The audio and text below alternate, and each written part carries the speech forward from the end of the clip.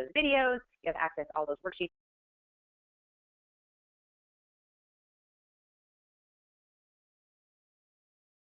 Excited to be here. So Evan and I were talking, and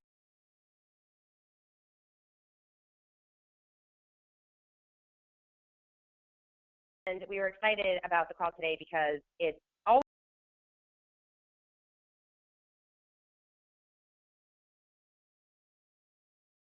talk about some of the really key points that we want you to walk away with today.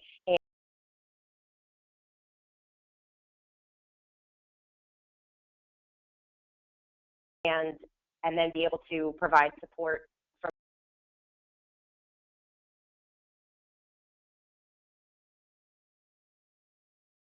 about goal setting before we went into anything else.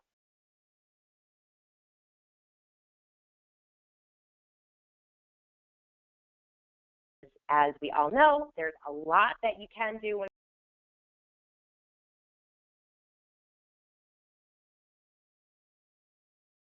it comes to your marketing efforts, from the online stuff to the face-to-face to the networking. So there's a lot of things that you can do. So if you don't have your goals set and you're very clearly defined in every area of your business, it obviously makes it a lot harder to identify where you should be spending your marketing dollars.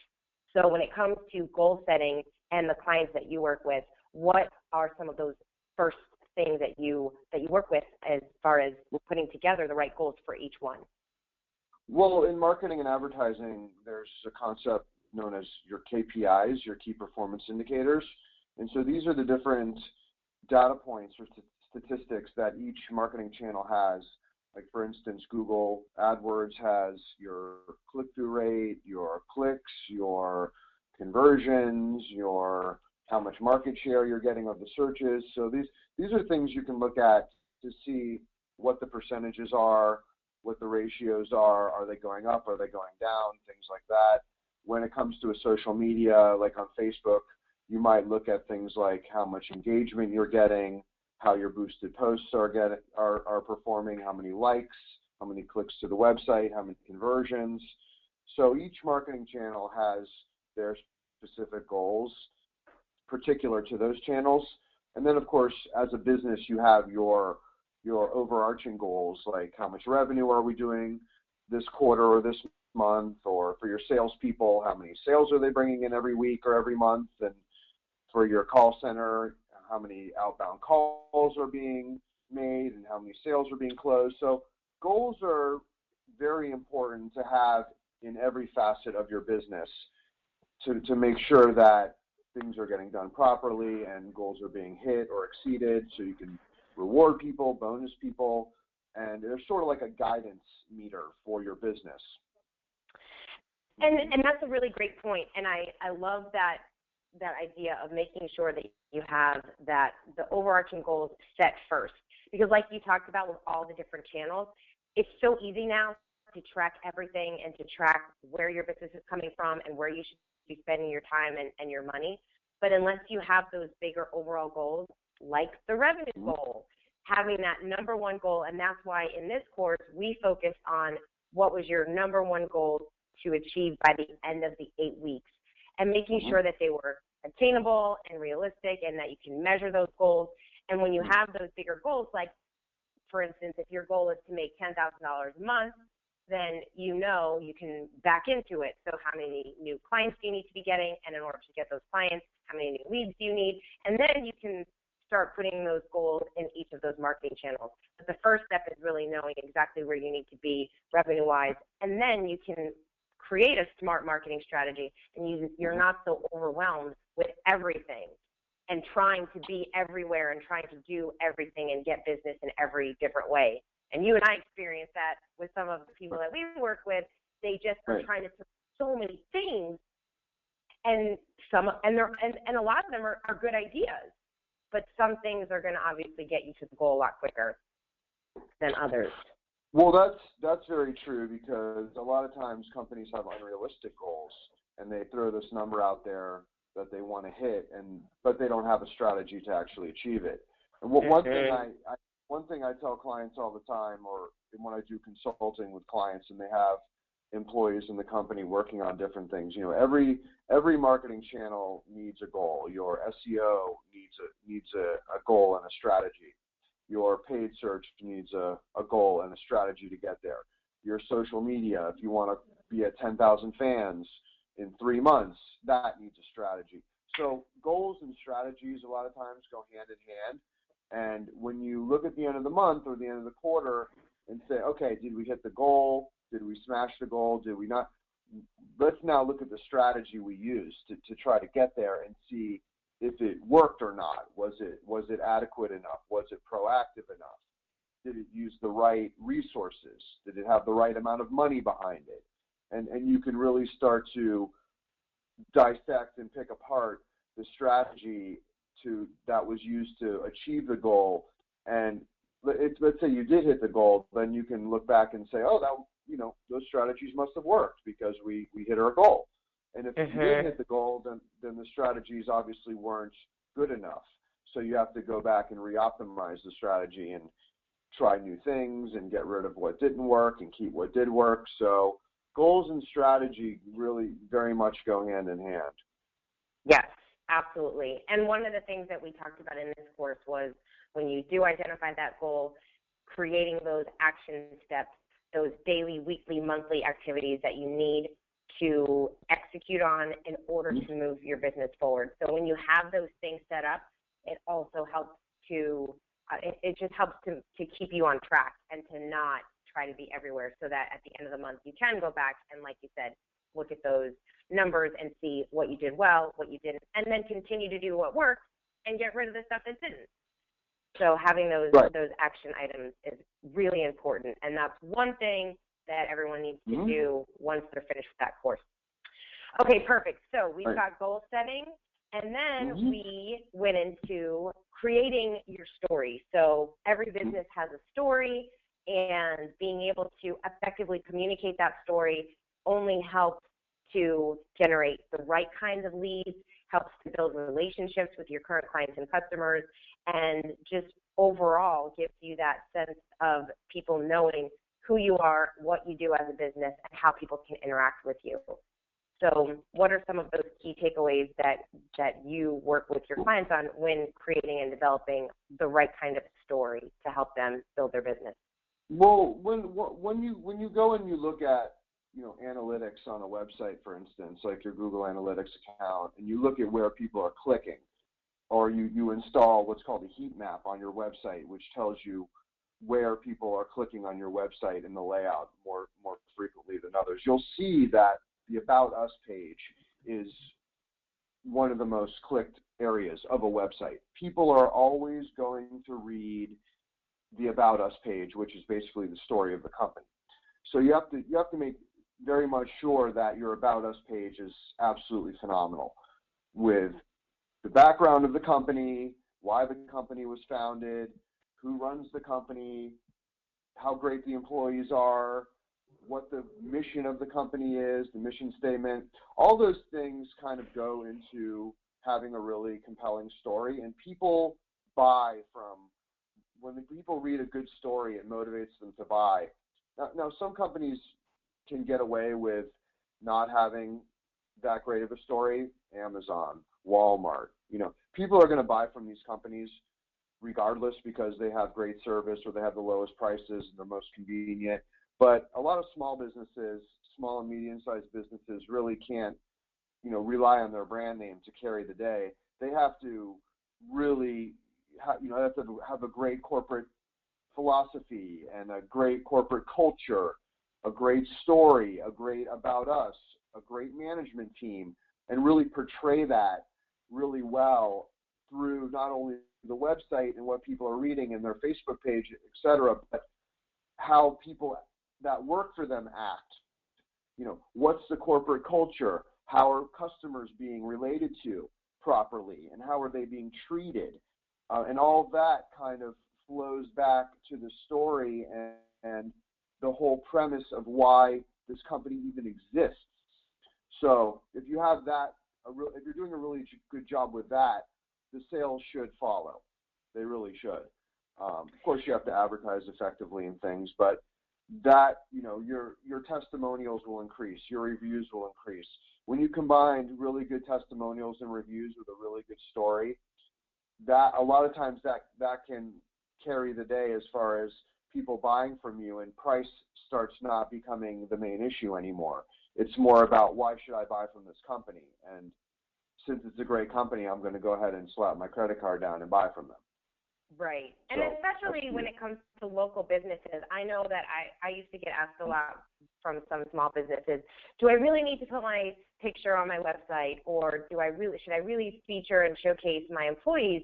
And more, obviously, as the world is going more in social media, and we want to know the faces behind companies. And so, especially with a local business, I think a lot of people with local businesses, they want to buy local. They want to buy from the coffee shop down the street and not necessarily go into a Starbucks or something, because there's a fun story behind it, why that person decided to open up the coffee shop, or start putting together these different pieces of jewelry, and maybe it's because their mother did, or all of those things, being able to really showcase and share. I know sometimes business owners think, well, who cares?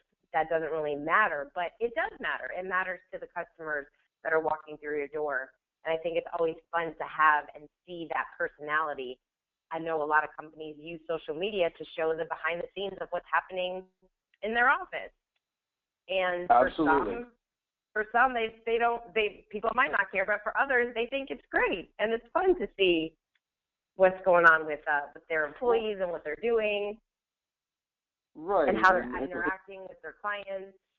Correct. One thing that social media has really brought to the forefront is it's kind of removed the anonymity of the company and who works at the company. And now you want to know who you're buying from.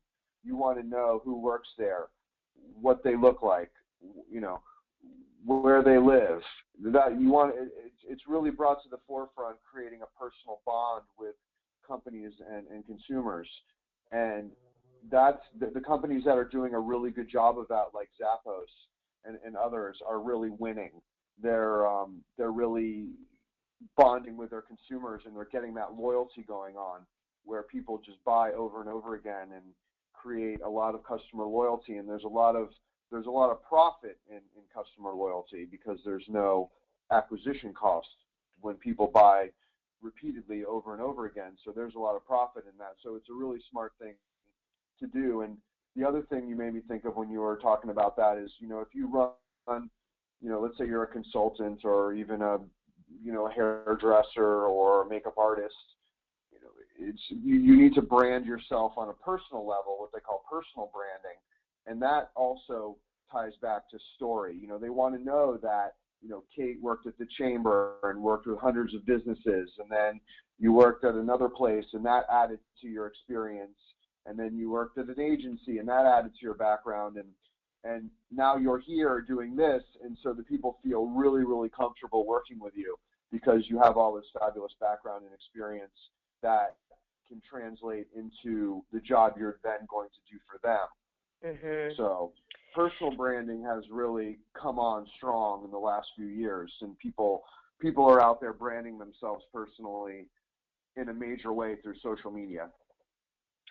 And I think too, with story, when you have that foundation of a great story and you're talking about it on your website, and it's very visible to everybody that is engaging with you, that's all the stuff that you use on social media.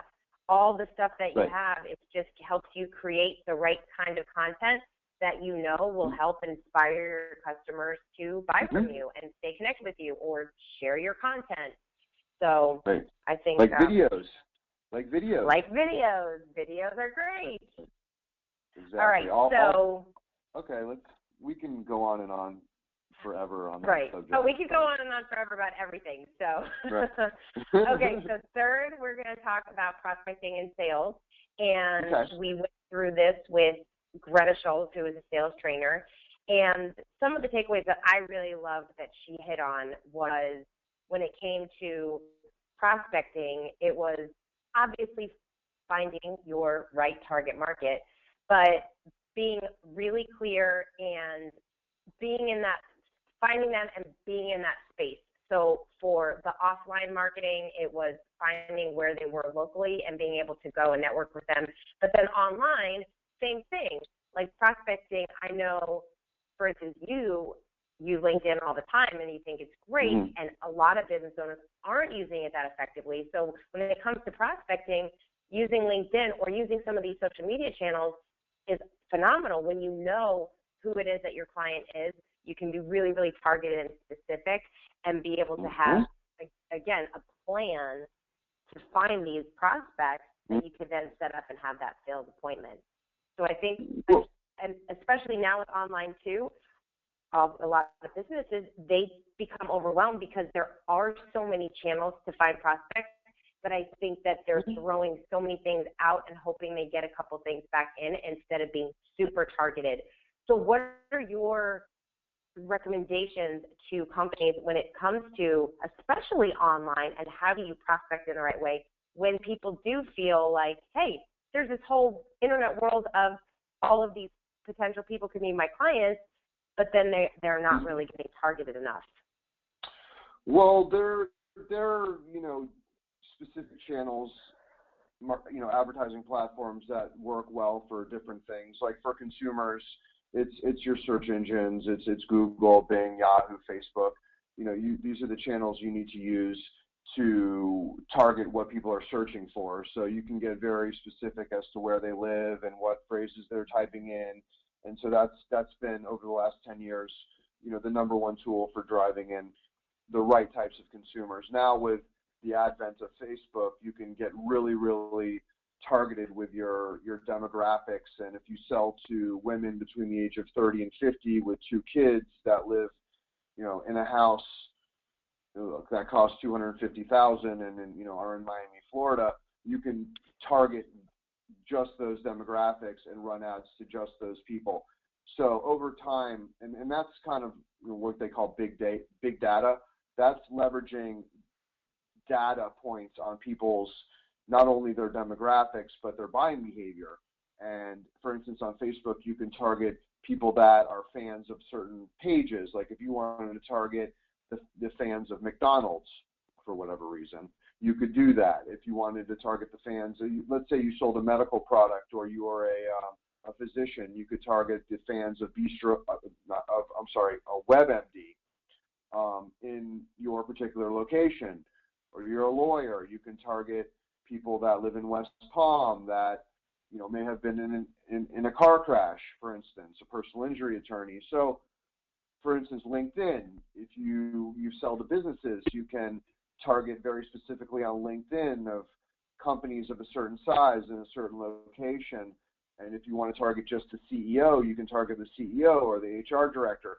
So over time, the targeting of advertising has improved dramatically.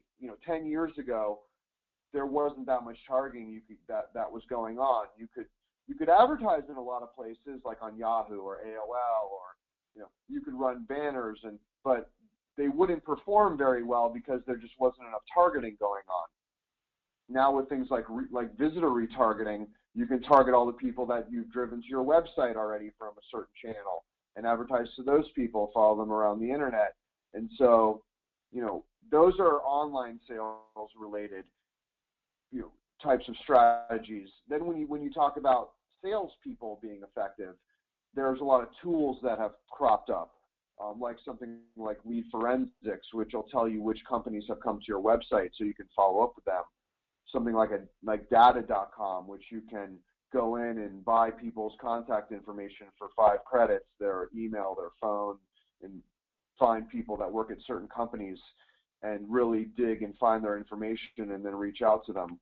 So there's, LinkedIn, you can connect with people that may be good prospects and then put them into a follow-up process. So social media and just online tools in general have gone through a real renaissance in online. So there's many tools that companies have sprouted up to develop that you can hire. You can subscribe to these tools for a small monthly fee, and they provide this amazing functionality that just helps the whole sales process become more effective.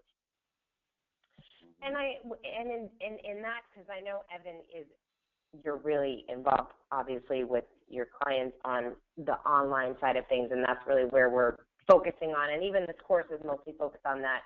And some of the things that we talked about during the course within the sales and prospecting part specifically was even just identifying those people and coming up with, this is more of an offline strategy, but coming up with the top 10 list is what we called it, with those top 10 people that you really want to be in front of, and whether that's you're able to try to connect with those people through LinkedIn and maybe schedule a face-to-face meeting, or just be able to reach out to some people on a local level and get in front of those people.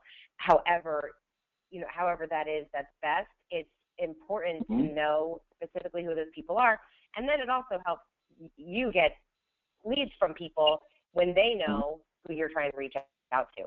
So that was one thing that we talked about, was having that top 10 list. And then, of course, we went into sales. And again, online sales is a completely different animal than when you're sitting in front of someone and trying to sell. And we'll go through, obviously, in the online advertising side of things, and the website things, the sales portion. But just some of the takeaways that we talked about with Greta on the call was really behind the idea of, once you find the right prospects and you get that meeting, it was a lot around communication and clarity, and before you put together these huge proposals and and put a lot of time and energy into doing a lot of research, to identify that you're talking to the right person that can actually make the decision, and letting them know that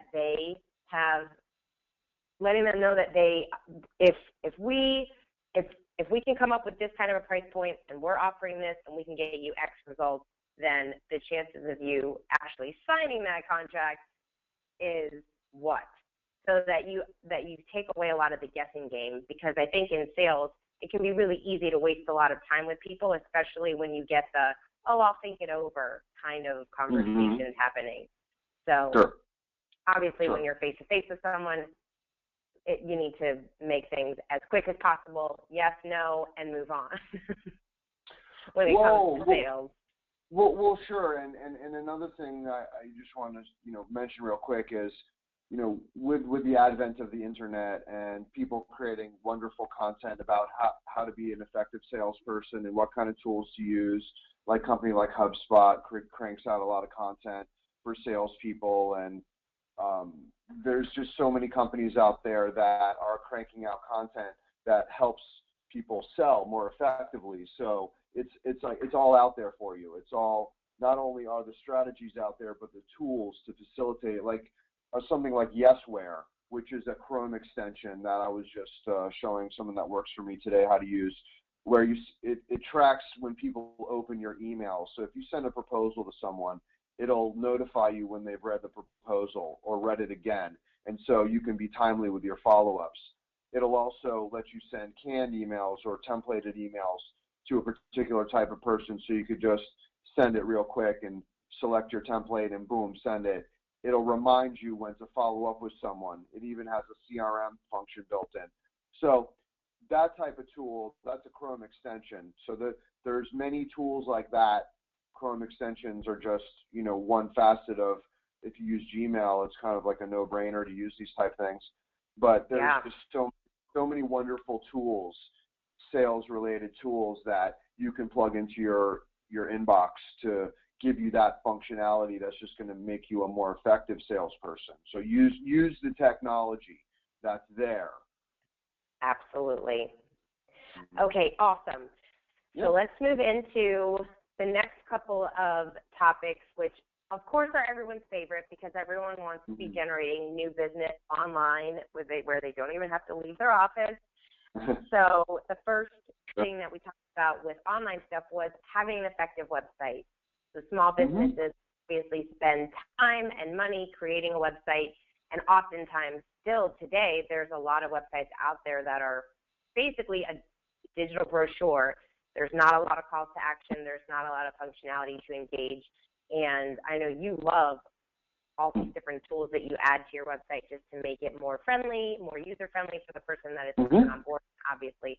lots of calls to action. So without doing a whole recap of everything that we went over, because that was a great session and we did a lot of website reviews, which was awesome.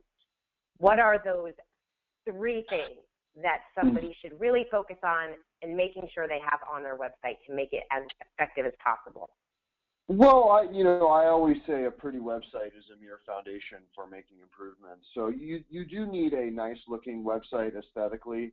And the nice thing about modern web stuff is you can use something like WordPress and go find a really nice looking theme or template, and you can plug it into your, you can buy it for $50, $60 and launch it on your site, customize it with your images and your copy, and voila, you've got a wonderful looking website that handles all your content management really, really well. And then once you have a nice looking website that is branded nicely with a nice logo and a nice slider image and the right copy and a great About Us page, stuff like that, then you can start looking to implement different types of tools like a pop-up email capture. Those are very important, because when you are driving traffic to your website, you want to be able to capture as many name and email as possible. So you can do things like, save 20% on your purchase, enter your name and email on all your traffic, and people will enter it, and whether they buy or not, you have their email address for later, so you can send them an email blast with more offers later. So that's a really effective strategy. There's live chat, a live chat widget, which I really love live chat because it removes the anonymity of your website visitors, and it also gives them a personal connection, gives them a human connection to someone inside your company that they can do a Q&A thing with, while they're in the research or even in the sales process. So live chat widgets are really effective, especially with higher ticket items. People, if they're spending thousands of dollars or hundreds of dollars on a product, they may have some questions they want answered, and if you can provide really responsive live chat, it can be used as not only a information giving service, but also a sale. Oh, if you buy today, we can give you $100 off your purchase. It can be used as a sales tool. The other nice thing about live chat is it tells you where the user is geographically. This user is in Miami, Florida, and they're visiting this particular page on your website right now. So you can make the interaction really intuitive, like, we're running a special on, rolling shutters right now. So because they're on that page, you can really tailor the interaction based on what you see their website behavior to be. If I had to, pick one other one, a good review widget, a good customer review widget if it's e-commerce, because you want to have an automated customer review widget that is asking people to review products and the service right after they purchase on the website or shortly thereafter after you mail them the product. If it's a local business, you have to handle that. We'll get into that a little later with the review stuff. But yeah, obtaining and posting reviews strategically on the website is very important, because 90% of people that buy or transact online are influenced by reviews. So reviews, collecting reviews, getting Yelp reviews, Google reviews, and Facebook reviews, that's paramount. So you can put some of the services, you can put like a service like Yext, you can put a widget on the site that'll give them a way to leave a review right from your website, or take them to where they can leave the review.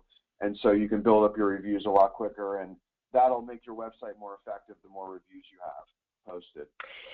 And I think, too, one thing that's really important, especially these days with a lot of small businesses doing a number of different services or have a number of different products, I think it's really important to be really crystal clear on who you are, what you do, how can people connect with you, having your phone number, having, like you said, that definitely an email capture, but just making it really easy for people, because when someone gets on your website, they have about 3 seconds for you to capture their attention before they want to jump off. So making sure that your website is a place that right when they find you, are you a consultant? Do you sell a product?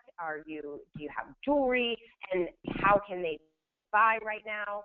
So I think it's really challenging for some business owners to really pinpoint and be really crystal clear on what it is that they do, because again, with so many different products or services they want to feature, but sometimes that just makes it more confusing, and then people get frustrated and leave the page. So I think having that clean site that when someone gets on, you're just making it really, and having maybe one or two calls to action, like sign up for a free consultation, call today to book an appointment, buy now, making it really easy for people to take that next step in working with you. Right, I agree. Calls to action are very important above the fold, above the scroll. And most companies don't have enough calls to action, or their calls to action look terrible.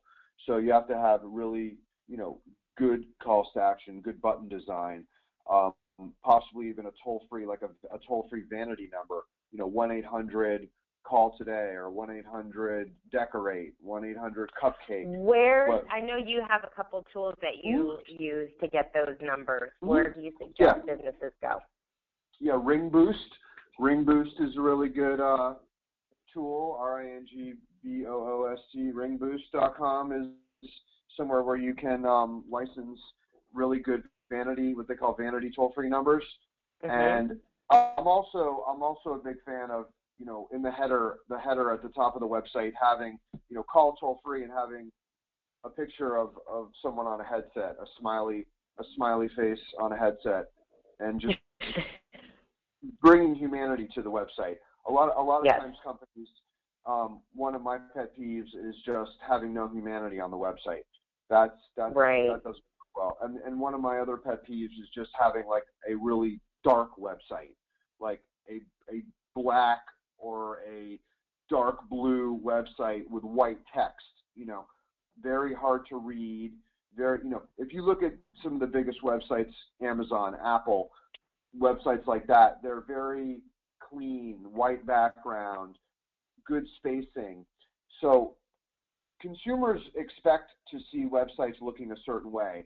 They've been conditioned to see, the biggest websites in the world, the ones that get the most traffic. This is where people are going. This is where they're shopping.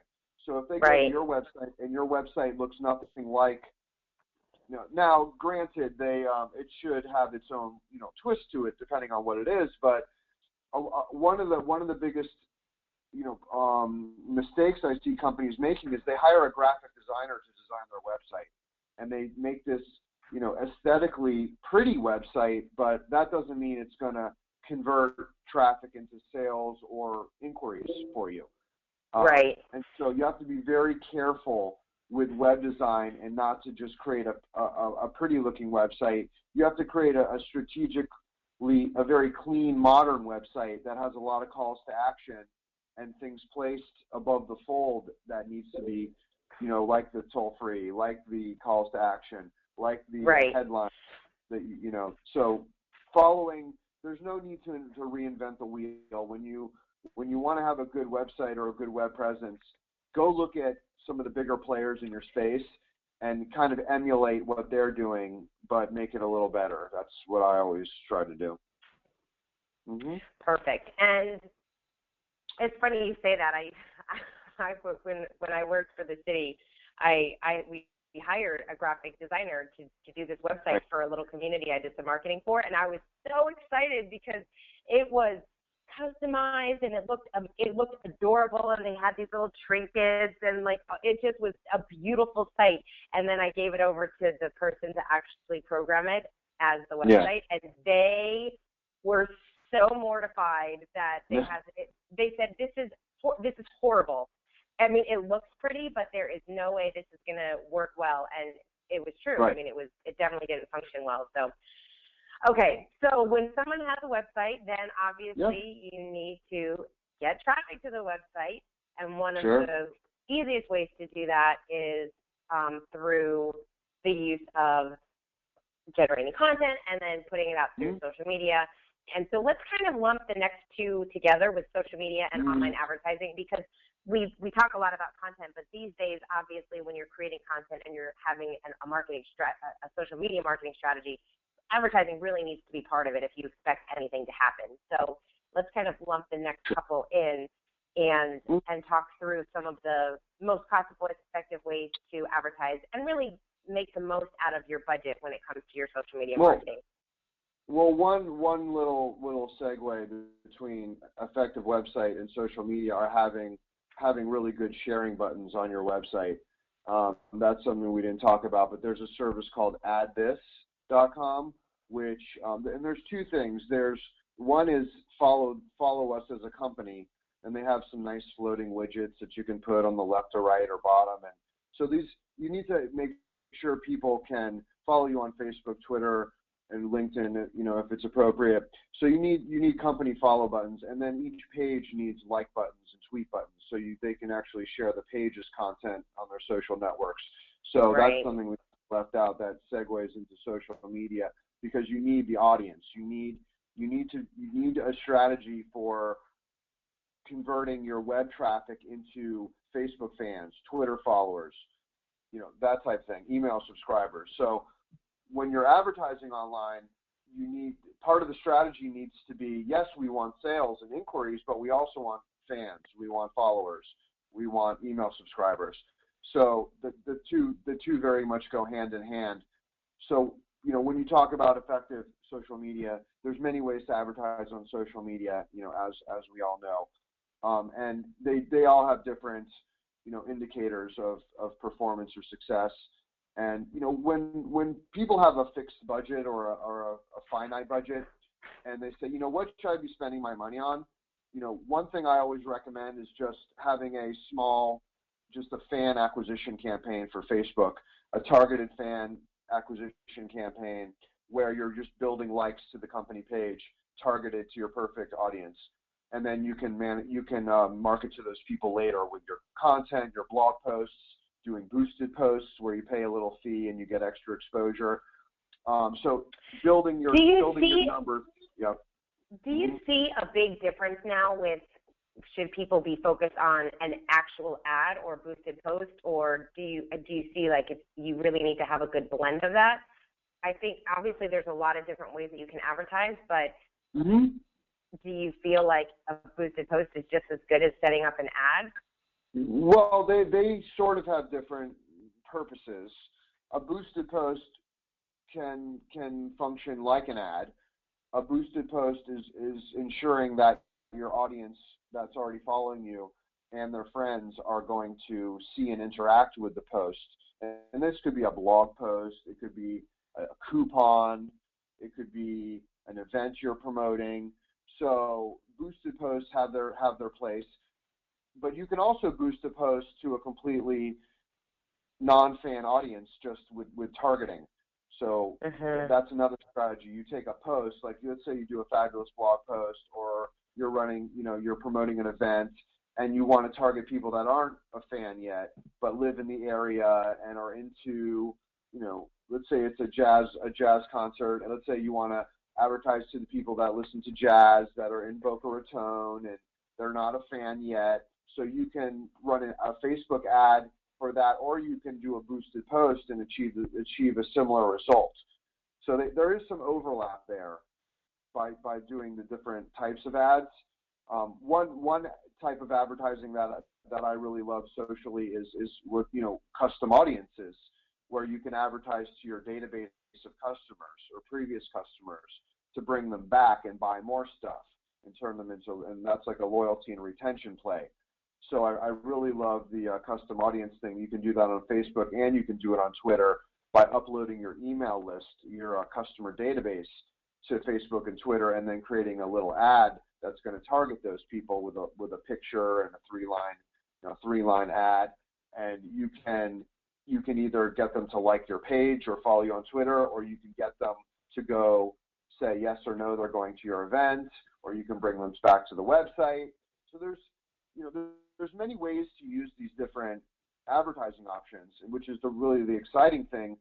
And also, like you said, you can spend $50 on this one and $100 on this one, and you can take a finite budget or a fixed budget and divide it up into different types of ads, like what we're doing what we're doing for the temple. We're advertising 5 different things that they have going on, and each one is getting $100 worth of spend a month.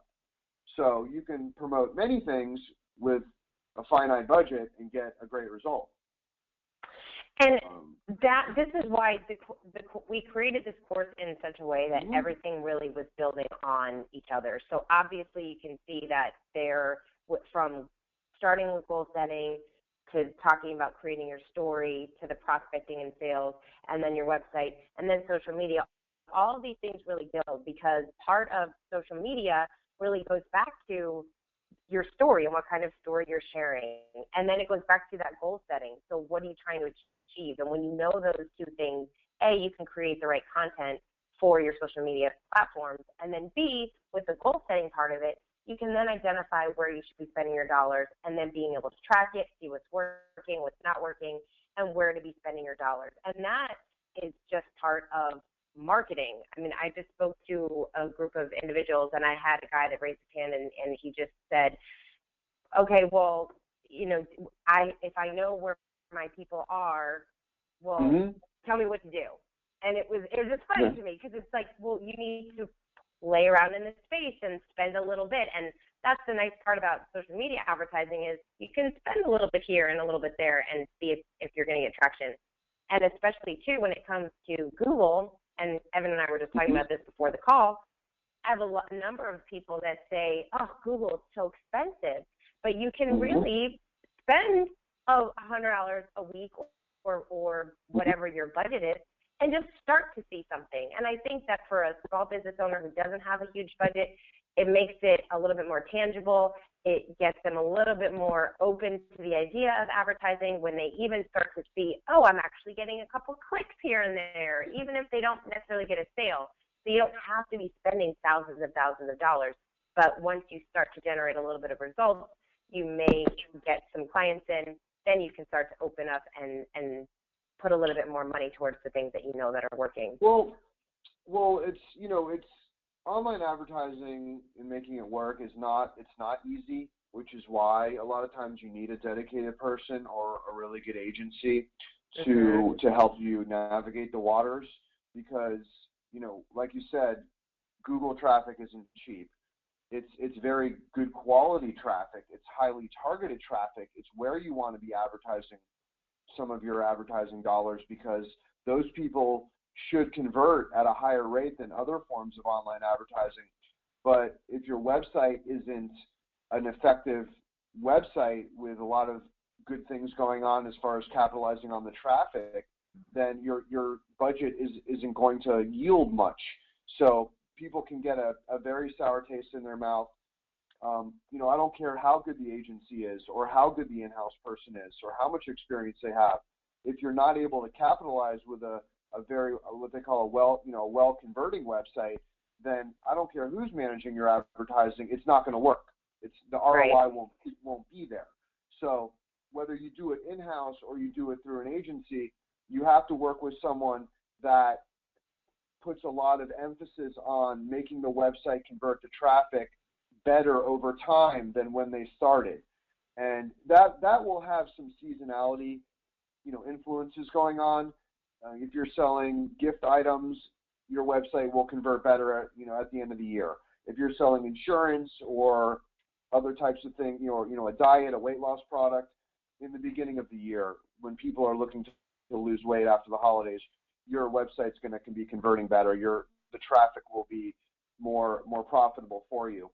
But a lot of online advertising channels, ebb and flow with how well your website's capitalizing on the traffic. And what I see all the time are people saying, Google just doesn't work for me, or Facebook just doesn't work.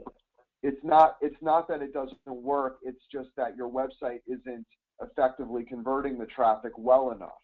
So emphasis needs to be placed there on doing things to improve that. And there's so much that goes behind the scenes of advertising and all this online stuff. It's not just, it doesn't work. There's the messaging and what you're what you're selling, where you're bringing people to, the conversion rate. There's so much more stuff that goes into it, and it's like far beyond what most people, unless you're in the space all the time, like we are, you don't think about it. You just say it doesn't work. So Right. I definitely recommend people to go back to the social media and the online advertising sessions, because obviously there's a lot of good content in there. So let's move to the next one, which was customer service, loyalty programs, and getting reviews. Obviously, customer service is huge. It takes a lot of time and energy to get new customers. So when we get them through the door, we need to do everything we can to make them love us and want to talk about us and want to refer people to us.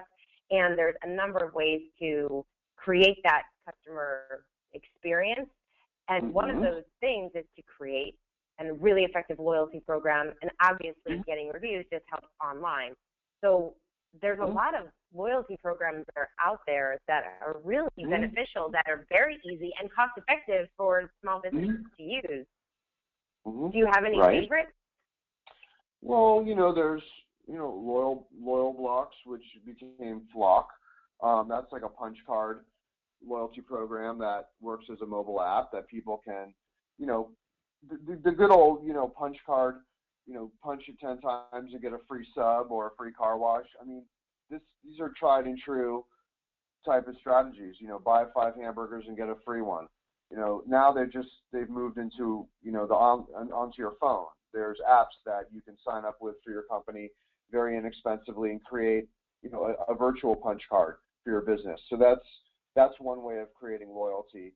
Obviously, having phenomenal customer service and customer experience is going to breed loyalty in itself. The better you treat people and the better the experience and type of perceived value that they're receiving is going to encourage them to come back if you're remarketing to them effectively, emailing them or advertising to them where they hang out online. And that's another way to build loyalty. Doing things like running the custom audiences where you're running ads to your customer email list on Facebook and Twitter, things like that. When you talk about getting reviews, that needs to be way at the top of the list of company priorities. When they walk through that door, the goal by the time they leave there is they're leaving a positive review for your company on Yelp or Facebook or Google. So companies still, I feel like, don't prioritize that enough, or they still take it for granted. And the ones that do, you see companies that have a ton of reviews online, and then you see companies that don't have very many. And that right there will tell you who's placing emphasis on it and who isn't. And over time, it becomes more and more important to have a lot of good reviews. Yes, definitely. And what do you think are some good strategies to get reviews? Because at the end of the day, even if somebody loves your business, it can still be a little bit challenging to get them to leave your store or your business or leave your website and feel compelled enough to go on to Yelp or wherever else and give a review, especially for some of those maybe service type companies, not a restaurant or a hotel, or I think people are really used to doing those kinds of things, but maybe for other kinds of businesses. What would you recommend businesses focus on so that they can increase the number of reviews they're getting online? Holding them hostage until they leave you a review. Strategy. In all seriousness, you have to prompt them enough times.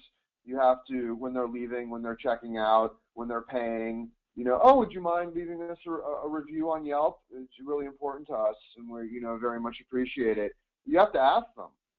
You can send them a follow-up email, like a lot of companies do. Here are the 3 places you can leave us a review, and place the links to your company Yelp page, Google Plus page, and your Facebook page, and say, if you wouldn't mind, we'd love to get a review from you. And that's a good place to really figure out if they really love the experience or not, because if you ask someone for a review and they're like, that wasn't that great of an experience, then that's valuable feedback. Okay, why? Why wasn't it that great? And you can work on those areas so that doesn't ever happen. Because everyone that strolls through that door needs to feel like they, eats at that restaurant, gets that massage, eats that cupcake, goes to that car wash. If it's truly an exceptional experience, they will gladly leave a review if you prompt them. Some people just do it, they're socially savvy. So, when I go to a restaurant and I have a good experience, I'm immediately leaving a review. I open up Yelp, I take a picture of the food, I, say how great it is, and I share it on my Facebook and Twitter. And, I'm not everyone is like that, but that's where businesses need to be prompting people. They need to be mentioning it and sending follow-up emails and telling them on the phone. Showing the reviews of the people that when you do get a 5-star review, showing those on your social media sites so people can start seeing them. And again, that's just kind of part of that storytelling piece where I might not have thought to write a review, but now that I see that they're getting some accolades and posting and somebody thanking them, thinking, oh yeah, I love that place too. I should have written a review, or I'll go on and write a review right now for them. So little things like that. I agree completely. When the reviews get submitted, they need to be leveraged by the company. They need to be posted on Facebook and Twitter and on the website, and the reviews need to be leveraged so other people see them. Reviews are pointless if they're not being leveraged, right. in a very obvious place on the website or through an email. I was working with a client, and they were sending emails just to get, build loyalty and get more people to do business with them. And I was like, why don't you throw a couple reviews, a couple gold, 5 gold star reviews at the bottom of the email. And he put them in there, and it looked fabulous. It looked amazing. People love gold star reviews. 5 gold stars. Of course. What? I said, of course. Who doesn't want 5-star reviews? People love seeing them. Seeing gold stars. I love some gold stars. They're everything. They're everything in when you talk about website effectiveness, and you need to be leveraging them on the website so people see them, and they motivate people to do business with the company like nothing else, in my opinion. Reviews and testimony, gold star reviews and testimonials are number one in increasing website effectiveness and just likelihood of a consumer doing business with a company. Mm-hmm. Awesome. Okay, so obviously this was a recap of a lot of stuff that we went over, and just some nice little last-minute takeaways that we shared today. Like we said, you can go back to any of the courses, any of the different sessions, and we encourage you to do that. And, of course, stay connected with us while you're continuing to navigate all this content and all these different strategies and ways that you can build your business, mostly through your online efforts. So we encourage you to stay connected. Definitely continue your weekly action items. I know it was somewhat challenging for some of you to create what those action items were going to be, those 3 to 5 different action items, and make sure you got them done by the end of the week. But I know those of you that actually did them got really excited, and it helped you stay on track and help you stay really productive. So I hope you continue to do that. You'll be receiving some emails and videos and articles from myself, and Evan he's pumping out different articles and things all the time on his website and his LinkedIn. So if you haven't yet connected with him on social media, I absolutely encourage you to do that. And of course, you can find him and email him at evan@experienceadvertising.com or on Twitter @experienceads. And I think most of you are friends with me on Facebook, but obviously I'm here for you. Connect with me, and if you have any questions or if I can help you in any way, of course, please let me know, because we are here for you. So, Evan, thank you so much for being on the call. As always, it's a pleasure to chat with you. And Thanks for having me. I love talking to Evan because he always, as he always says to me, if I ever say, "Do you have time to talk?" and he always answers with, "I live for this stuff." Well, and I love it. One last takeaway is when be passionate about whatever you do. If you're passionate about it, then you're likely going to succeed, and you won't mind putting in the hours, the superhuman effort it takes to be successful as an entrepreneur or small business owner. The more you get into it, and the more you get sort of obsessed with your business and growing it and utilizing all these different areas that we've talked about, and as you start attaining more success, you'll start enjoying it more because you're bringing in more money, you're making more money, you're enjoying the process even more because you're seeing some success, and it all sort of snowballs on top of itself. So just go about it. Go work like other people won't, so you can live like other people can't. Okay. I love that quote. There you go. I didn't make it up, but it's words to live by. I know. I've seen it on some things, but still it's great. All right. Awesome. On that note, that was a great last note. So thank you, Evan. Thank you, guys. And we'll stay connected. Have a great night. Bye-bye.